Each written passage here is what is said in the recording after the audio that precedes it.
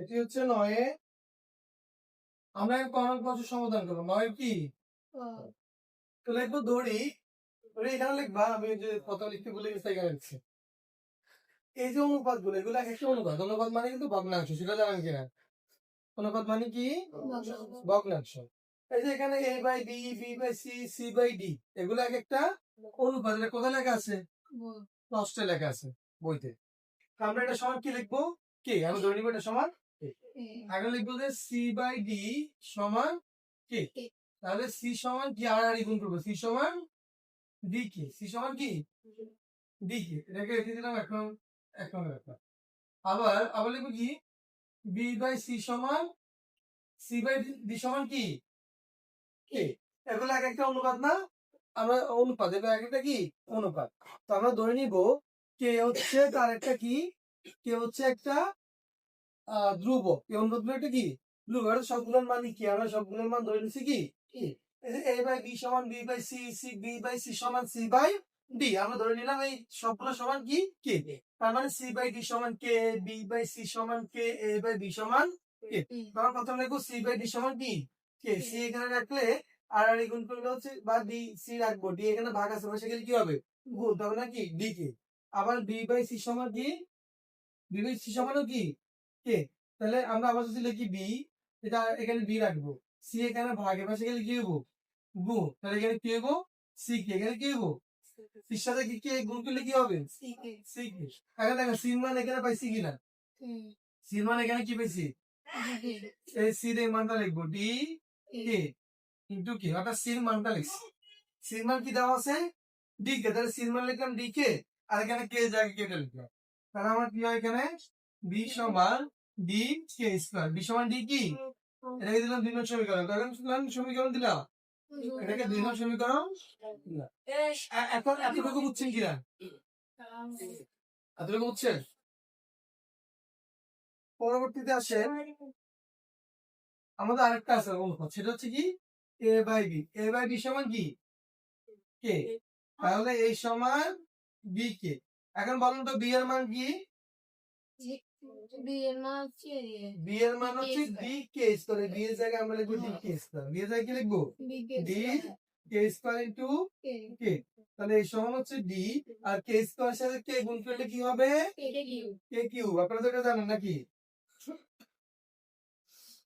তাহলে আমরা এই তিনটা পারলাম। এখন আমরা বাম পক্ষ ধরে সমাধান করবো, ডান পক্ষ মিলে যাবে, বা দুই পক্ষে আলাদা লিখতে হবে। আমরা কি left hand side, left hand সাইডটা কি a cube plus b cube. a cube plus কি b cube plus c cube. এখানে আমরা মানগুলো বসাবো, এখানে মান বসাবো। এর মান কি বলেন তো? এর মান হচ্ছে d কে কিউব, এর মান লিখলাম b কে কিউব। এর উপর আবার একটা কিউব আছে না, a কিউব তো হচ্ছে। b এর মান কি, b এর মান হচ্ছে d কে স্কয়ার, d কে স্কয়ার। আবার b এর উপর একটা কিউব আছে, কিউবটা এখানে বসাবো। এটা হচ্ছে এই লেখাটা কোথা থেকে লিখলাম বলেন তো? এটি প্রশ্নে আছে, এটি প্রশ্ন থেকে লিখলাম। নিচে আসেন, b এর মান হচ্ছে d কে স্কয়ার, d কে স্কয়ার উপর আমি কিউব লিখলাম। c এর মান কত d কে। আমরা d কে লিখি, c এর উপরে কিউব আছে, তাহলে আমরা এখানে কি দিব c এর সাথে কিউব আছে, আমরা কিউব দিই। এবার ভাঙেন, d কিউব এখানে গুণ হবে, এখানে কোনো থাকলে কি হয় গুণ হবে। এই সূচকের উপর আমাদের যদি এবার সূচক থাকে তাহলে কি হবে তার উপর বর্তটা এগুলা গুণ হবে। 3 9 প্লাস ডি কিউব, আর এখানে 3 গুণে 6, এখানে হচ্ছে ডি কিউব কেটে দিব 6 প্লাস ডি কিউব কেটে। এখন দেখেন উপরে কি কমন যায়, ডি কিউব কমন তাই না? কে এর উপরে মিনিমাম পাওয়ার কত ওটা কমন যাবে। তাহলে এখানে কি থাকে ডি কিউব দিয়ে ভাগ দিলে 1, এটা দিয়ে এটাতে ভাগ দিলে কে কিউব প্লাস এই দুটোটা মিলে গেছে, ভাজ্য মিলে গেলে ভাগফল কত 1। আবার এখানে দেখেন, এখান থেকে কি কমন যাবে ডি কিউব কে কিউব, তাহলে এখানে কি হয় কে কিউব প্লাস 1। এটা কাটাকাটিতে কাটাকাটি, এখানে এদিকে ভাগ দিলে কি হবে কে কিউব, তার মানে এখানে কি বাইর হয় কে কিউব। বুঝতে পারছেন বাম পক্ষটা? এখন আমরা ডান পক্ষে সমাধান করবো। কোন পক্ষে? ডান পক্ষে। ডান পক্ষে কি আছে? Right hand side is equal to DQ plus কি সিকিউ, তারপর হচ্ছে সিকিউ প্লাস ডিকিউ। এখন আমরা এই মানগুলা বসাবো। বি এর মান কি বলেন তো? বি হচ্ছে ডি কে স্কয়ার, বি হচ্ছে কি ডি কে স্কয়ার উপরে কি, সি হচ্ছে কি ডি কে, কি হচ্ছে আবার এখানে ডি কে হোল কিউব, আর ডি কিউব তো ডি কিউব, এটা কি ডি উপরে কিউব মানে হচ্ছে ডি কিউব, আর এখানে 3 দুগুণে 6, আবার ডি কিউব কে কিউব, এখানে D cube K cube plus D cube. উপরে কি কমন যায় দেখেন তো, আবার এখানে এখানে ডি কিউব কমন যায়, কে কিউব কমন যায়, কমন গেলে কি হয় দেখেন কে কিউব প্লাস 1, আবার এখানে কি কমন যায় শুধুমাত্র ডি কিউব, তাহলে কে কিউব প্লাস 1 কাটাকাটি করলে এখানে কি হয় কে কিউব হয়। তার মানে লেফট সাইড আর রাইট সাইড কি হয়েছে মিলে গেছে, সুতরাং left hand side is equal to right hand side. বুঝতে পারছেন আপনারা?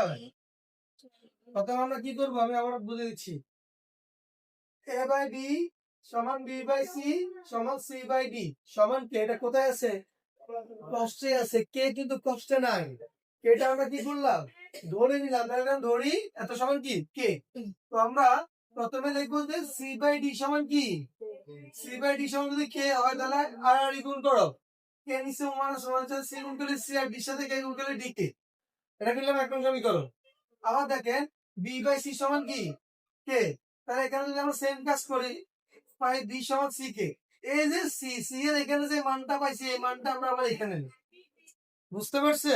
সি সমান কি ডি কে, এটা যদি আমরা এবার এখানে যদি সি থেকে তাহলে ডি কে ইনটু আর এখানে এটা এখানে বসে কে কে গুণ করলে কে স্কয়ার, কে কে গুণ করলে কি কে স্কয়ার, আবার এখানে এ বাই বি সমান কে, এটা এখানে একবার বি কে এদিকে নিলে বি কে, আর মানে হচ্ছে আর আর গুণ করলে বি কে, তাহলে আমরা বি এর মান কি পেলাম এখানে ডি কে স্কয়ার, এটা আমরা এখানে লিখব, দেখো আমরা গুণ করলে ডি কে কিউ, এই তিনটা মান দিয়ে দুইটা পক্ষ সমাধান করলে মান একই হবে। বুঝতে পারছেন? কার কোনো প্রশ্ন আছে? নেই? আপনাকে এগুলো সমাধান করেন।